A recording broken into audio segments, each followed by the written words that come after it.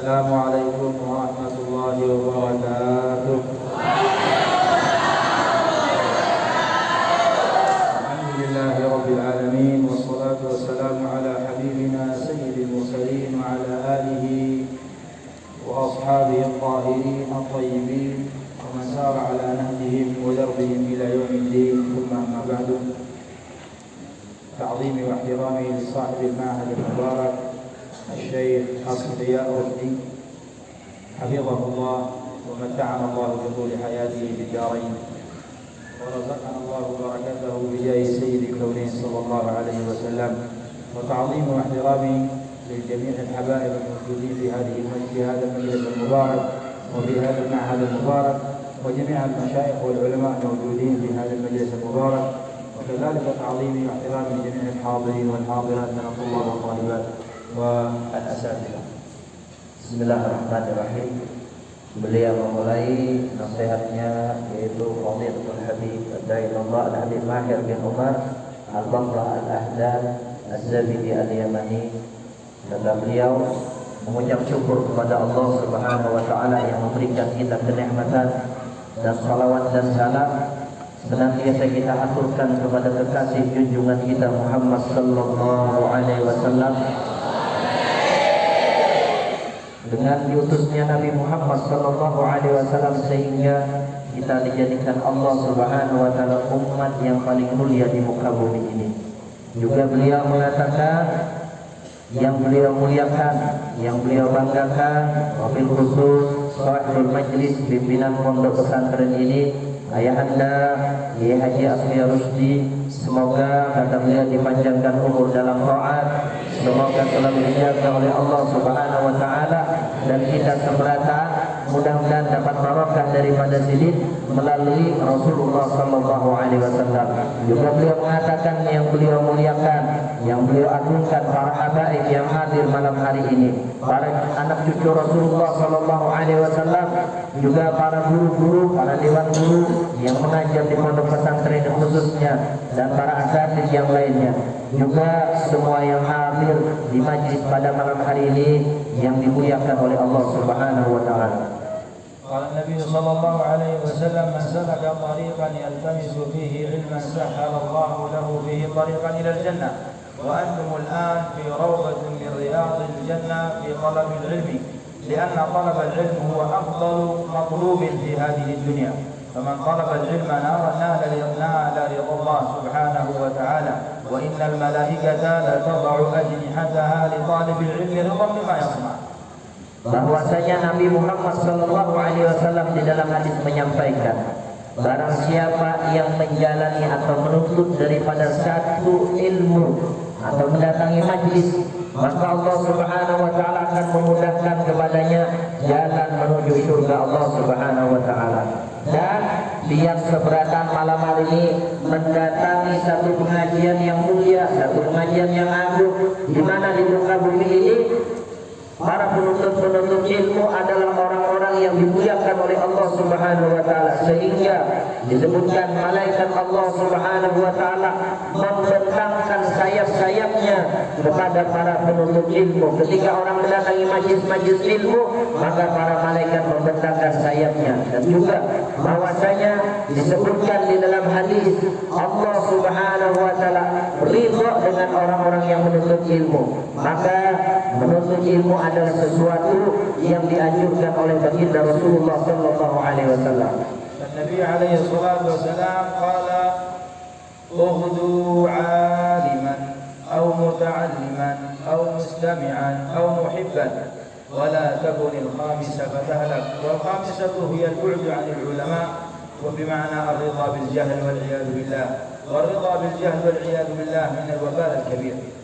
Dan beliau juga menyebutkan tadi kita berada di taman-taman surga Allah Subhanahu wa taala di muka bumi ini. Di dalam hadis lain baginda Rasulullah sallallahu alaihi wasallam menyampaikan, jadilah kalian di muka bumi ini orang yang alim, atau orang yang menuntut ilmu, atau orang yang senang mendengar kebaikan daripada ilmu, atau orang yang mencintai orang-orang yang menuntut ilmu. Jangan jadi orang yang kelima.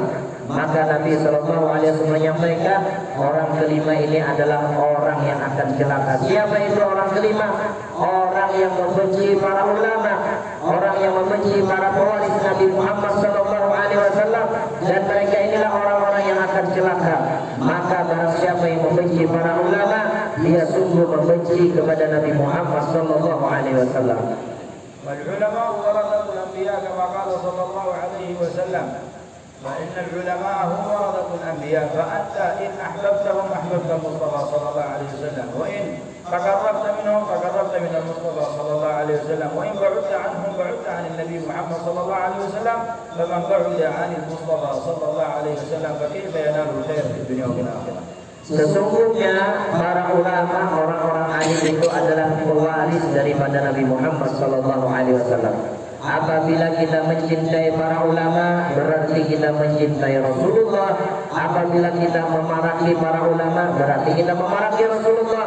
Apabila sebaliknya kita membenci para ulama, menjauhi para ulama, maka kita akan jauh daripada Nabi Muhammad Sallallahu Alaihi Wasallam. Apabila hidup kita jauh daripada ulama, maka kayak apa kita ini hendak mendapatkan kebaikan dunia dan akhirat? Karena kebaikan dunia akhirat orang-orang yang mencintai dan selalu mendekati para ulama. طالب العلم ينبغي عليه أن يحب شيخه ويحسن الظن به لأن حسن ظن الطالب بشيخه يؤدي به إلى فتوح بأن يفتح الله عليه فتوح العارفين وينور قلبه في نور العلم. Dan kata beliau di antara adab kita belajar dengan seorang guru itu harus benar-benar ditanamkan kecintaan kita kepada guru. Kemudian berbaik sangka kepada guru kita dengan keadaan apapun.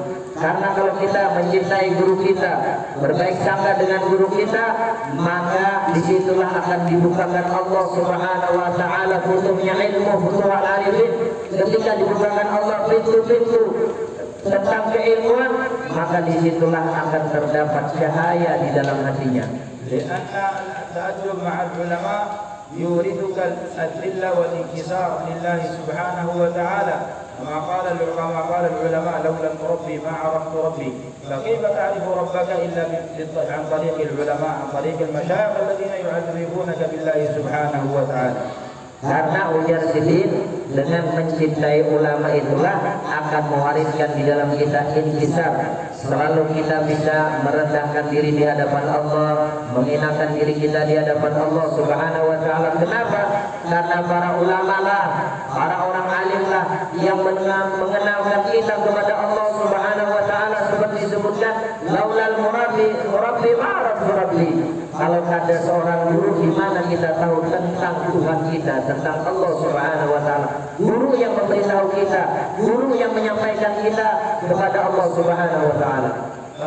بعض الأحيان نجد المشايخ يحبون طالبا من الطلاب، فتجد بعض الطلاب يغارون من حب الشيخ لذلك الطالب.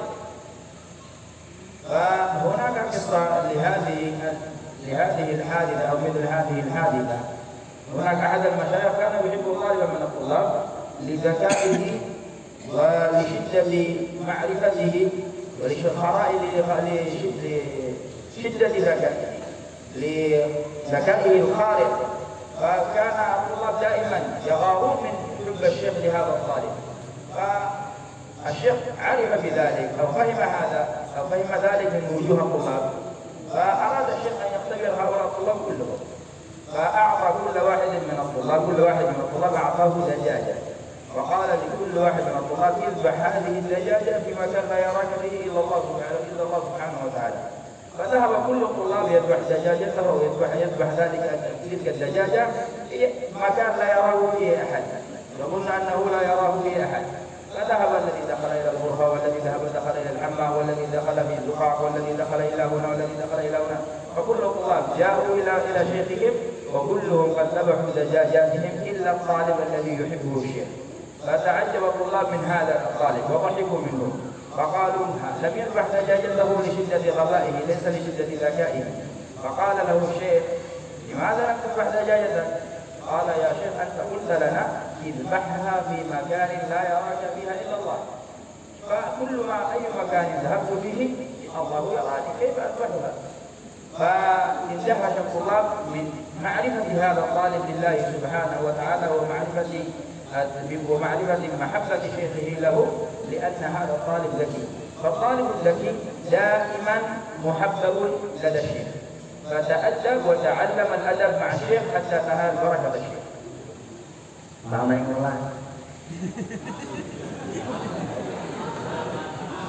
Paham? Kalau tadi dijelaskan lagi pun paham. Ini mungkin kita pernah mendengar, menjadi ibrah pelajaran ujar sidin. Kadang-kadang di satu pesantren atau di satu majlis, guru itu ada menyayangi sebagian murid yang lainnya. Jadi ada ini guru disayangi sidin, lebih diperhatikan oleh guru yang lain. Dahulu pernah terjadi seperti itu, sehingga murid-murid yang lain cemburu. Kenapa itu aja nang pina diperhatikan guru? Kenapa yang saya gonggu aja pina disayangi guru? Maka si syekh tadi, guru tadi mengerti, oh ini yang lainnya pinanya cemburu, ini yang ini aku perhatikan dia sidin. Sudahlah, untuk menyelesaikan masalah ini, maka guru tadi memberi setiap murid yang ada seberatan itu jujur aja ayam. Dia nyediain ayam segong surang, ini latih sebuting surang, ikam cari tempat di mana aja, yang mana ikam menyembelih daripada ayam ini tidak ada yang mengetahui kecuali hanya Allah. Di mana aja, yang Allah Taala yang orang ada tahu kecuali hanya Allah Subhanahu Wa Taala. Maka dibawa oleh orang tadi. Di mana aja yang sampai kepada orang yang tahu tadi, disembelih, ada yang dalam WC, ada hutan dan lain-lain. Seberatan setelah beberapa jam datang membawa ayam sudah bersembelih seberatan, kecuali satu orang murid yang diperhatikan guru tadi. Murid tadi disayang oleh guru. Ujar murid yang lainnya, nah inilah yang sayangi ini. Ayamnya kada disembelihnya tadi. Ini orangnya berarti kada pintar. Kenapa pian menyayangi orang yang ini? Justru kata guru tadi, kita dengarkan jawaban dari murid tadi. Kenapa kada dipotong? Ujar murid tadi, mulut kayak pernah potong. Pesan dia, potong ini dimanapun tempat yang kada ada orang bisa mengetahui kecuali Allah. Kada bisa aja, di mana aja diketahui, dan Allah Subhanahu Wa Taala Maha mengetahui. Jadi si murid ini punya sifat muraqabah, sifat yang selalu dimanapun dia berada dalam perhatian Allah Subhanahu Wa Taala, seperti CCTV yang ada di sini mungkin ada di asrama itu. Itu murid yang luar biasa. Dia mendapat pelajaran adab daripada gurunya. Dia dapat pelajaran apa yang dia dapatkan dari gurunya. Dimanapun ia berada, dia selalu ingat dengan Allah, dan dia selalu merasa diperhatikan oleh Allah Subhanahu Wa Taala. Kayak belajar murid akan menyembelih, ada terus Allah dimanapun berada, di situ pasti ada Allah Subhanahu Wa Taala. Ini murid yang hebat. Ini murid yang dapat pelajaran yang luar biasa. Jadi si murid ini dimanapun ia berada selalu merasa muraqabah, diperhatikan oleh Allah Subhanahu Wa Taala. Dari mana dapat ilmu ini? Dari guru, yang mana guru itu memberikan pelajaran itu benar-benar diambil oleh muridnya tadi. فالنبي عليه الصلاة والسلام يقول من يريد الله به خيرا يفقهه في الدين.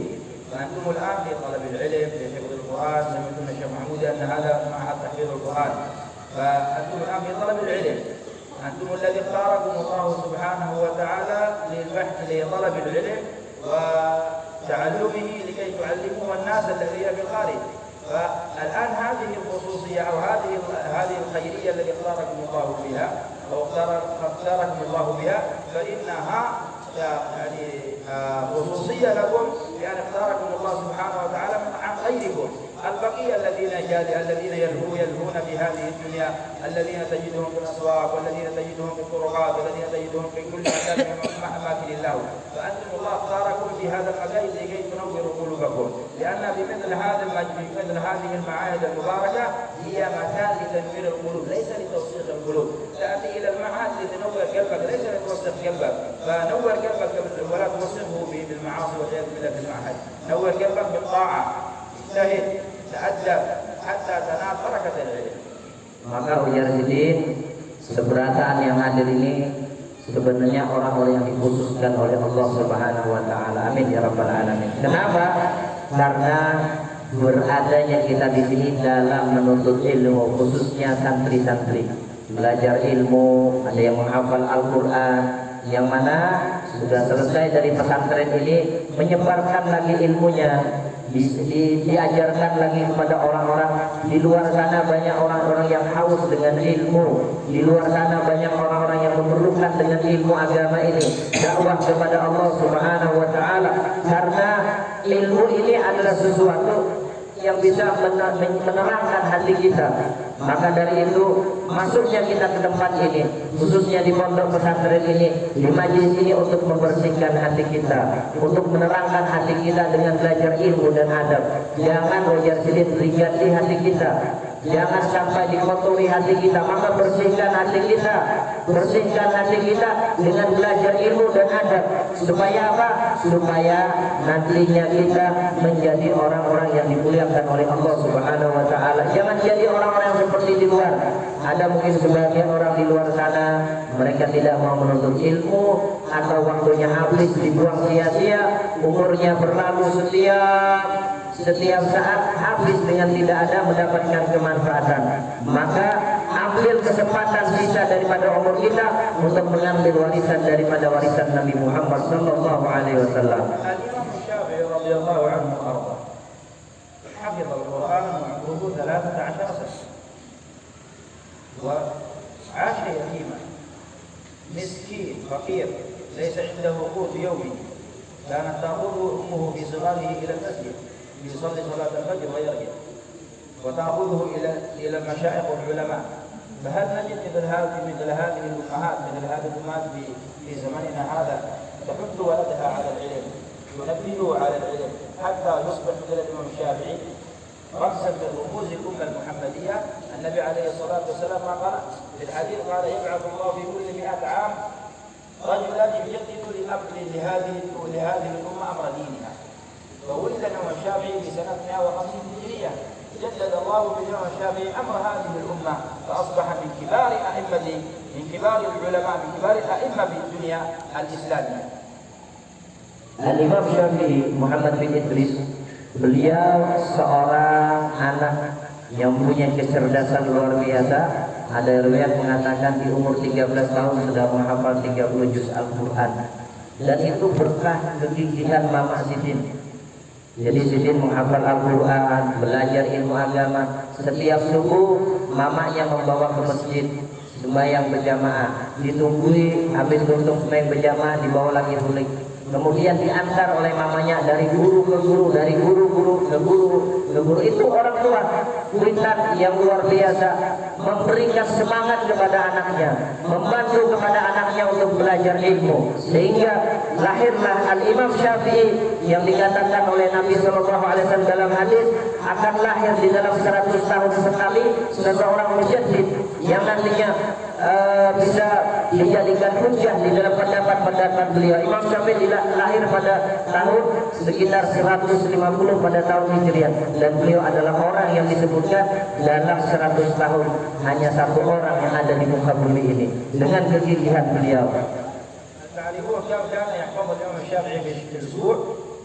Apakah santri tahu berapa yang dihafal Imam Syafi'i dalam seminggu? Beliau menghafal 10.000 lembar di dalam seminggu. Hafalannya Imam Syafi'i ini 10 lembar kitab di dalam satu minggu. 10,000 صفحة يحفظ في الأسبوع، وكان إذا حفظ صفحة يغطي على الصفحة الثانية حتى لا يدخل كلمة من هذه الصفحة إلى الصفحة التي يحفظها. وأنت كم تحفظ في هذا اليوم أو في الأسبوع؟ كم عدد تحفظ في الأسبوع؟ بل أن الشيخ يعطيك صفحة تحفظها في الأسبوع ولم تحفظها كذلك. Saking hebatnya, cerdasnya Imam Syafi'i itu kalau menghafal, maka bila menghafal kitab sebelumnya ditutupi lawan tangan Sidin. Kenapa? Karena kalau nggak ditutupi ini langsung ke hafalan yang sesudahnya. Maka ujar Sidin, lihat hafalan Imam Syafi'i ini luar biasa. Sekarang mungkin ada sebagian santri dalam seminggu bisa aja pada hafal-hafal ya Sidin, diunjukin guru suruh menghafal semingguan pada hafal-hafal aja masih. Nah itu masalah itu berarti itu. هذا كله يرجع إلى اللقمة التي تأكلها، هل هي حلال؟ Kembali ujar Sidin, kepada makanan yang masuk ke dalam perut kita. Kita perhatikan, khususnya orang-orang tua, perhatikan makanan yang masuk ke dalam perut anak kita, itu akan menjadikan apa ngarannya sebab yang kadang-kadang anak-anak kita itu hafalannya ngalih. فالإمام الشافعي كان يختم كل يوم مصحف ختمة واحدة. في رمضان يختم كل شهر كل ليلة كل يوم ختمتين. يعني في شهر رمضان يختم 60 ختمة. ونحن كم نختم في شهر رمضان؟ لو ختم ختمان الحمد لله. وبعضهم يأتي عليه آخر رمضان ولم يختم حتى نصف المصحف، ولم يختم حتى 10 أجزاء، ولم يختم حتى 5 أجزاء ولم يقرأها. Imam Syafi'i dengan kegigihan beliau, sebagaimana disebutkan, di luar Ramadan beliau selalu menghatamkan setiap hari 1 khatam Al-Quran. Kalau masuk Ramadan 2 khatam Al-Quran, berarti ujar sini di dalam Ramadan itu beliau menghatamkan 60 kali khatam Al-Quran. Coba kita ujar sini. Kadang-kadang kita ini sebulanan kadang khatam-khatam, kadang-kadang 10 juz kada habis, kadang-kadang 15 juz kada habis. Itu kita ini kadang-kadang. Nah, maka dari itu lihat pelajaran daripada biografi Imam Syafi'i, mudah-mudahan menambah semangat kita untuk di dalam membaca Al-Quran. Al-Imam Syu'bah الذي روى عن الإمام عاصم موجود في حفص عن عاصم وشعبة عن عاصم. الإمام شعبة عن عاصم قال قلته إني رأيت أخي شعبة ختم المصحف في زاوية البيت 6,000 ختمة. 6,000 ختمة.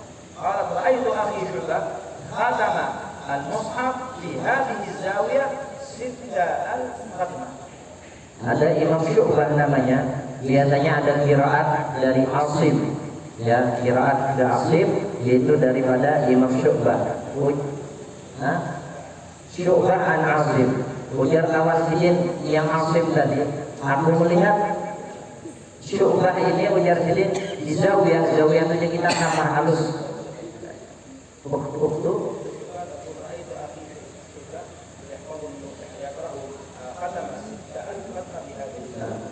Di sana sidin berbinyan, di Syu'bah di sini anak berbinyan.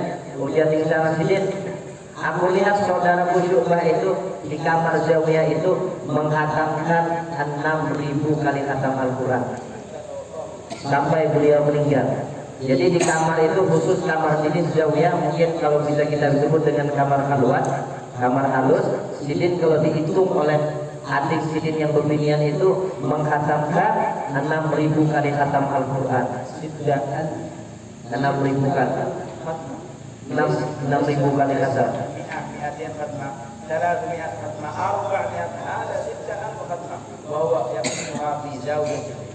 Dan ini bukan 100, 200 atau 500, 6.000 kali khatam. Yang perlu kita ketahui dari kisah ini, sidin 6.000 itu di kamar situ aja, belum di tempat-tempat lain.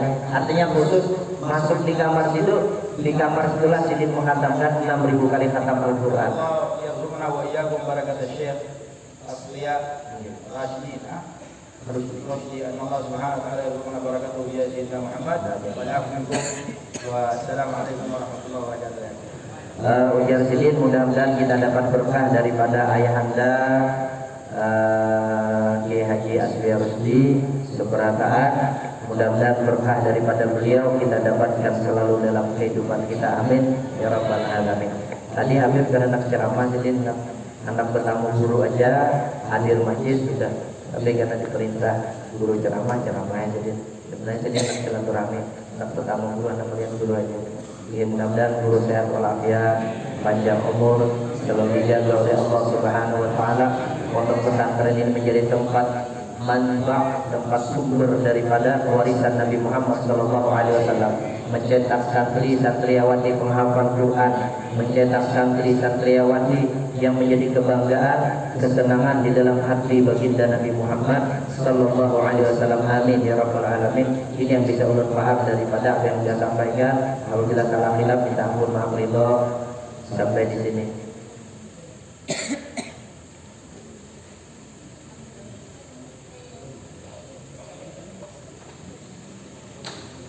Terima kasih kepada Habib Beserta Laksana Guru